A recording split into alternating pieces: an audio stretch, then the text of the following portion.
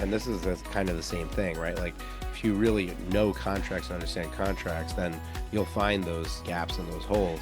But you need a really good contract attorney to write your contract so that you're entering into agreements that are not going to be thrown out when you need to fight for your rights.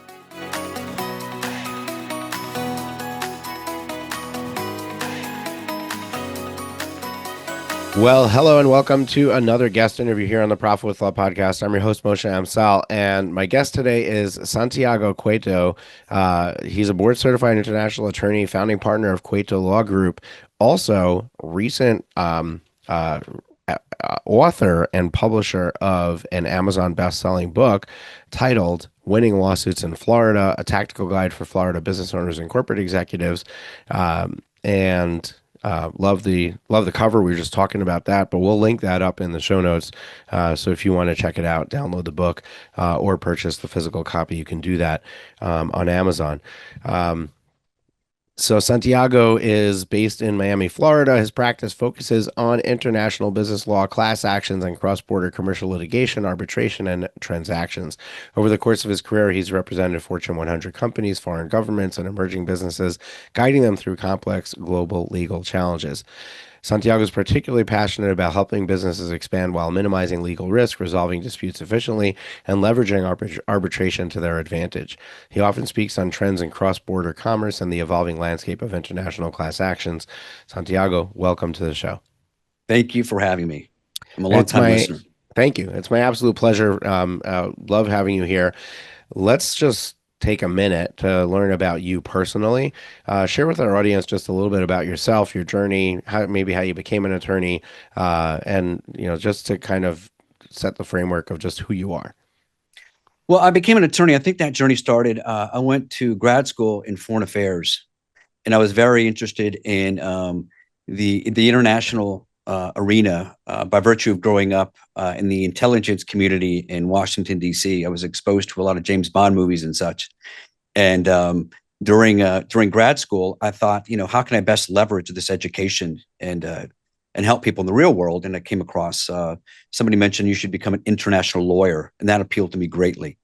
And so I began my journey at University of Florida Law School, focusing on international law, and since then becoming a board certified expert in international law. What that means is I had to take essentially another bar exam to become a board certified international law expert. So what compelled you to decide to focus on educating the general public on how lawsuits work and so on? I mean, that's essentially what your book is about. What made you decide to write that book, and why did you think that was something that the marketplace needed? Well, it began with a lot of these crystal ball questions, I like to call it. Of course, when a business client comes to me, they're always asking, am I going to win? What are the odds? How much does it cost? And those kinds of questions. And I kept repeating myself, well, I can't guarantee a win, but, with your help, we can, with a good preparation and perspective, we can maximize our chance of winning. And so began the journey of, we made an in-house client guide kind of answering these questions. And I thought, well, why limit it to just my clients? Why can't I involve the general public and educate them? And so I did a kind of a Google of books, and I was actually surprised that there wasn't a whole bunch of books on the topic, since I think it was a major pain point for business clients. I'm in the B2B marketplace, and as far as I know, there doesn't exist a book that kind of walks clients through the B2B business space of what happens with a lawsuit. It's this big scary thing we only see on TV, but sometimes you need to file one to protect your rights, and sometimes you're defending one because somebody else needs to protect their rights, or so they say so. So I kind of walk through in this book the client through the journey of what a lawsuit is, when you need to use it, how you can best prepare for it, and a bunch of tactical strategies I walk people through of how to best set yourself up to win lawsuits. And before I go on, I need to mention the best way of winning a lawsuit is not getting involved in one. And that's with, having preventative practices in place. Yeah, so I mean, there's a lot of different directions we can go from that introduction, and I want to start with the last one, right? Like you just kind of threw it in as an aside. Hey, by the way, the best thing to do is not have a lawsuit in the first place. So what should somebody do to kind of set themselves up for success that they don't need to even enter the lawsuit arena? Well, the most important thing in the business context, of course, are contracts, right? Contracts underpin everything. And even before you get to contracts, you need to be sure that whether you're an LLC or corporation, you have your foundational documents in place. And what does that mean? Well, if you're an LLC, you need to have an operating agreement, or in a corporation context, it's called bylaws. What is that? Well, those kind of dictate how your company is going to run, who's going to run it, what their duties and responsibilities are. Because, and I start with that because a lot of these lawsuits are infighting amongst members of LLCs or shareholders in a corporation. And that often goes hand in hand when the business starts making a profit. People start pointing fingers. Hey, I deserve more. I put in more money, more sweat equity, whatever you want to call it. That's where the disputes arise. So even before contracts are drafted, I see a lot of disputes involved infighting. So that's why the best thing to start with is making sure you have a good foundation with your constitutional documents, whether you're an LLC or a corporation. From there, then you want to make sure you have tight contracts, and we can get into that in a little bit. Yeah, so I mean, let's get into that right now. So, for before we talk about tight contracts, when do you need a contract and when do you not need a contract? I mean, if are you doing a contract for every single time that you sign on a client? Are are you doing contracts with employees? Like where what do we here's the thing, like we can sell our stuff without contracts, right? Like we can hire employees without contracts. Which are the must-haves and which are the nice-to-haves and which are the maybe that's better not to have. Well, I think in a business deal, let's talk, purchasing real estate. Of course, you need a contract. And Hmm. where in Miami, where I am right now, real estate is flourishing, both commercial and the more high-end real estate. Those, of course, you need contracts. And you need to do a deep dive into the contracts because can make all the difference in the world. Also, in vendor agreements, if you're purchasing goods from abroad, you need to look at the quality inspection clauses to make sure your goods don't arrive from overseas that don't conform. Your lease agreements, you need to make sure when the start date is. It's not. We've won a recent case where the start date was so vague and ambiguous. We were sued for about $1 million, but based on one clause in that contract, we're able to show the judge it was so convoluted that it could not possibly be construed against us. It's construed against the drafter. And in that case, we had that lawsuit dismissed all over in a 50-page contract, one clause regarding a start date. That's pretty incredible. I had a guest on the show. His name is Michael Duffy.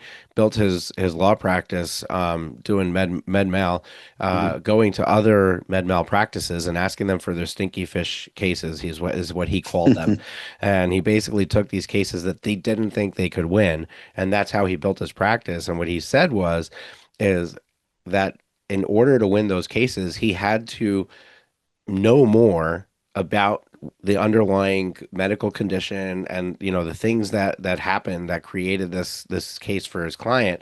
He had to know more about it than the insurance adjusters and the professionals that they were bringing in, and that getting to know it at that level is what made him a really good attorney and what he built his firm off of.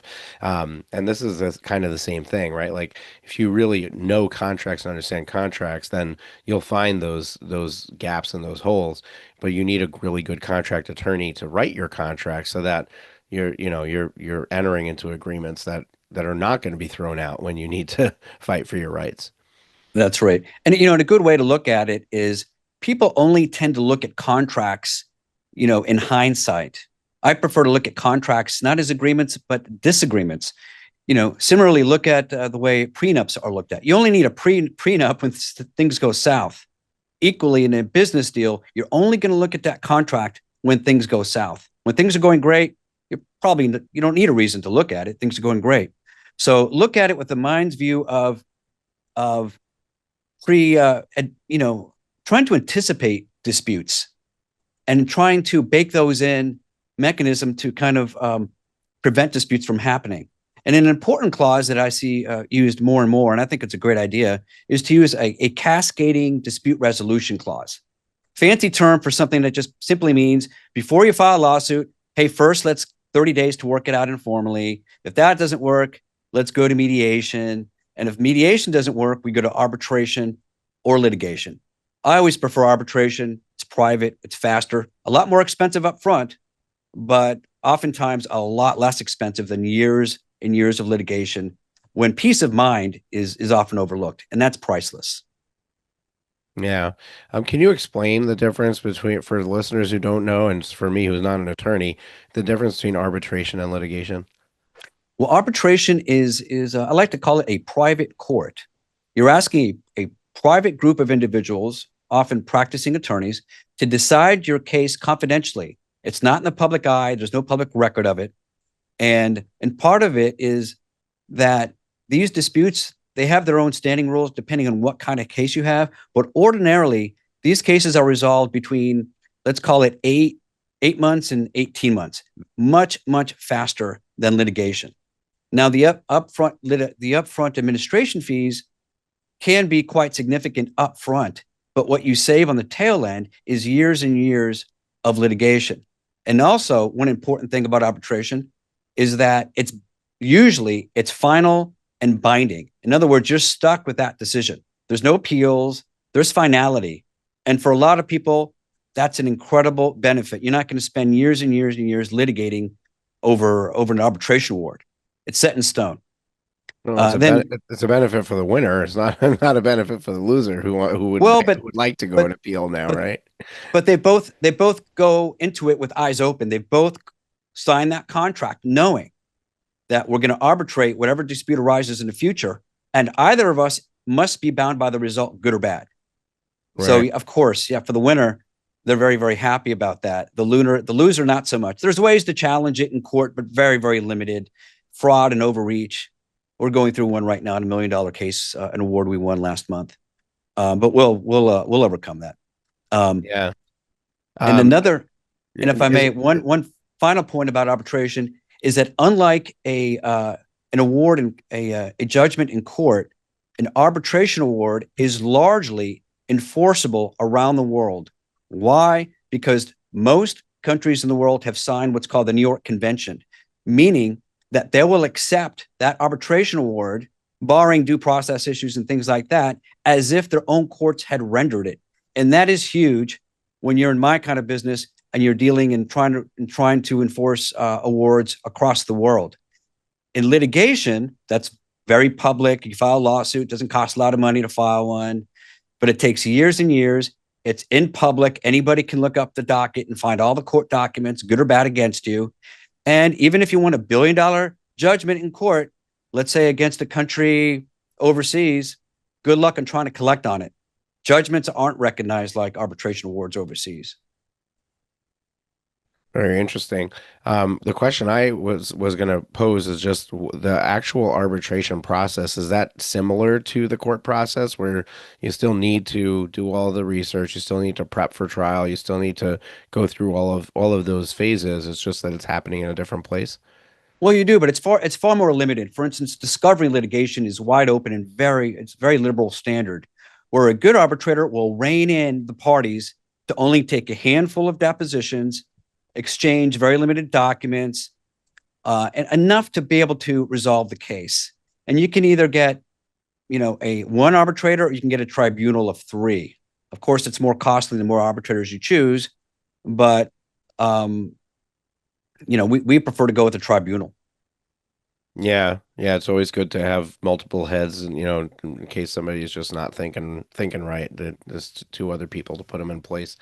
Um, Very, very interesting stuff. So let's go back to the original part of this conversation where, there's two things to look at, which is, getting sued or suing somebody. Right. So assuming that you've got your core documents in place, you've got your contracts in place, but now you're at a place where, your rights are being violated and you need to do something about it. Um, that's where you said people have this whole not knowing what a lawsuit is, thinking it's this major thing, which I think it is. But I'm not an attorney, right? So that's why you're here. So walk me through that process. I'm going to be the plaintiff. How do I decide to bring suit to somebody? What do we need to consider in that process? Well, this is assuming you've tried everything, right? You've sent emails, you had even your attorney draft a cease or a demand letter or cease and desist, whatever your problem is. You need to decide whether it's worth it. Litigation is expensive.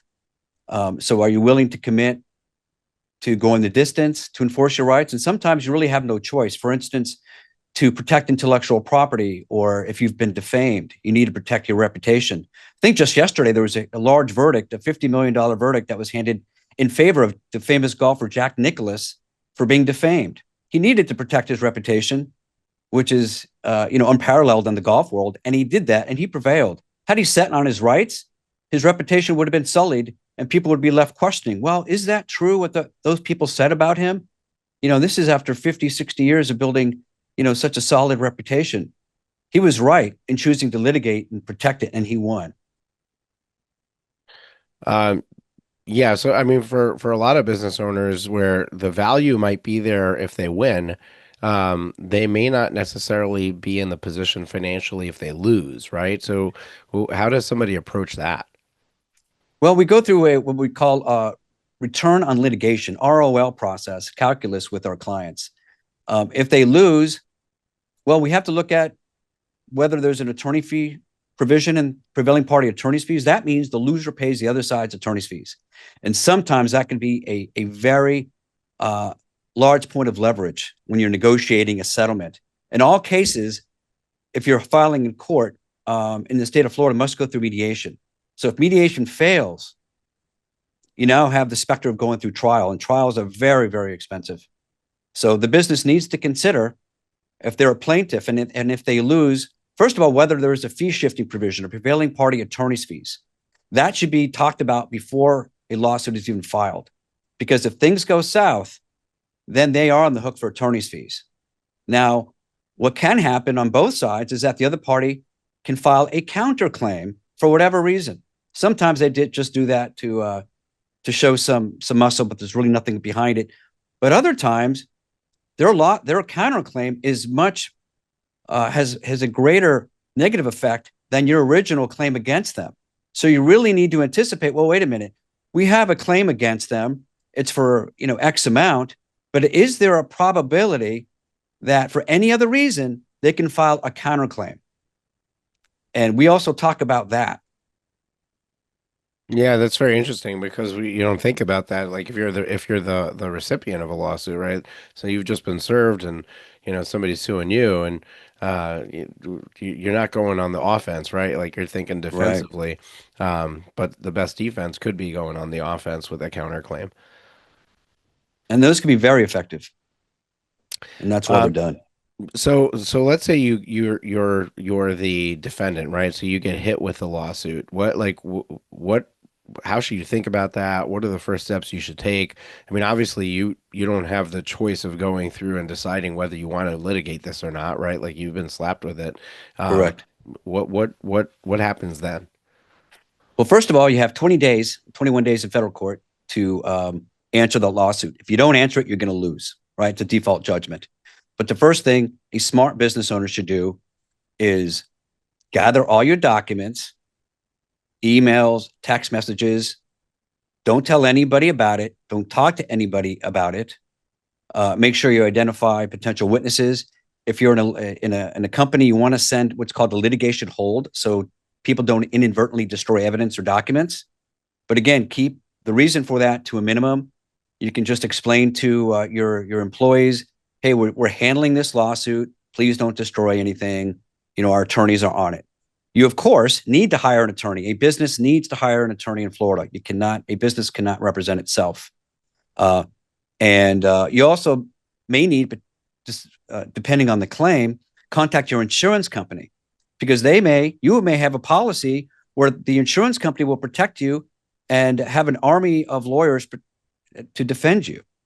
So if you don't contact your insurance company in time, you're going to lose that right. And insurance companies are very strict about notifying them immediately. So speaking of that, because I know I knew anecdotally that that was the case where so say I have multiple millions of dollars of coverage with my insurance, they have a lot more to lose than me because I don't have multiple millions of dollars to lose.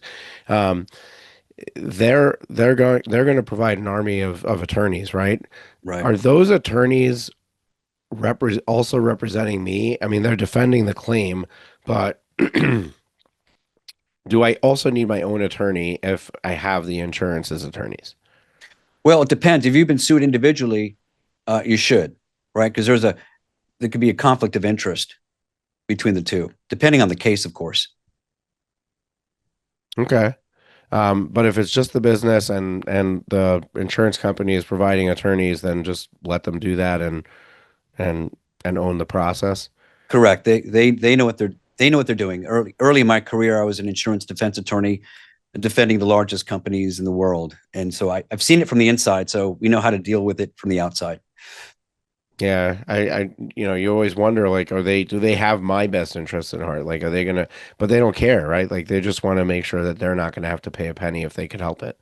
That's right, and they'll go the distance. A good defense firm will go the distance and show the rest of the world, hey, listen, if you come at us, we're going to court. Okay. Um, All right. This is all really interesting stuff. Obviously, we just scratched the surface. Your book probably covers a lot more depth. Is there anything specific that you think that we should have talked about? We're going to wrap up soon. Is there anything specific that we should have covered that is really important for people to know when it comes to filing or defending lawsuits around your business? Well, I think it's very important and usually impactful on your case to be as transparent as possible with your attorney. Everything is confidential. You need to tell the attorney everything. The few times in my nearly 30-year career where the client wasn't transparent, it cost the client catastrophically, meaning they lost their case. And I don't like to lose. I wasn't very happy to discover at a deposition that, a document was placed in front of me with my client's signature when she, for 2 years, said she never signed anything. You know, it was when she was confronted with it, she just said it was a bunch of squiggly lines because it was unavoidable. Like, okay, are these squiggly lines her signature? And she had to answer yes. And catastrophically, she lost her case. Had she told me that she had signed the document, there's a multitude of things we could have done to prevent that scenario and perhaps even won the case. But because that person wasn't transparent with me, we lost that ability to defend her to the best of our ability. So it's very, very important to be as transparent as possible with your attorney. We got to keep your secret. It's the law. We're going to keep it, but we're able to anticipate and defend you to the best of our ability. You completely lose that if you leave anything unmentioned or unsaid. Yeah, I love that. Really, really good advice. Santiago, I like to close out the show with two things. Number one, what's one parting piece of advice or wisdom that you have for our listeners? Number two, how can they learn more about you? Get in touch with you if they need to explore more about, I don't know, something that you do or working with your firm because they have something, referral to make or something like that. Well, I think for business owners, it's always good to do a little, kind of give yourself a legal audit every couple of years. Look at your vendor contracts, kind of go through it. You don't want to be stuck with litigating a vendor contract in New York because you didn't see the forum selection clause buried on the last page. Said if there's any dispute, you're gonna litigate this in New York. That's costly. Now you got to go up to New York and litigate in areas that are not your home turf. And you can renegotiate things. You can look at it, or making sure the next contract doesn't include something like that. You want to include, forum selection clauses that are favorable to you. And business owners do have room to negotiate contracts. Even these little boilerplate things are very important to keep that in mind. If the other party wants the business deal to go through, it doesn't hurt to ask if whether they're going to change that forum selection clause, for instance, to Florida, specifically Miami, where I'm located, so we can best help them if they're from here.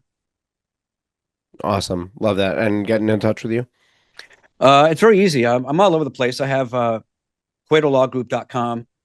Or if you don't remember Cueto, Cueto, the spelling, simply call Santiago.com.